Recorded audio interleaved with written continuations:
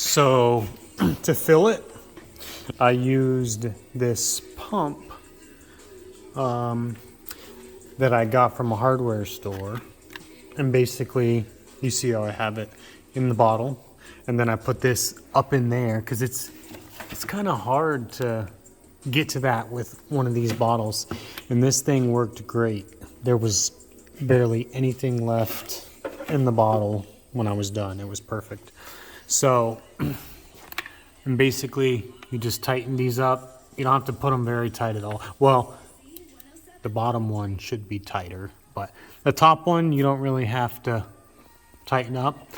Someone obviously did this before, and it was kind of, almost felt a little stripped. So I'm gonna get a new one. So I did 2 quarts for 2007 Mini Cooper S Turbo. And you can see it perfectly. It wasn't really dripping out, but I took a mirror and put it up in there, and I could see the fluid like perfectly right there. So, but that's all. It's super easy. Do it yourself and save money, you know.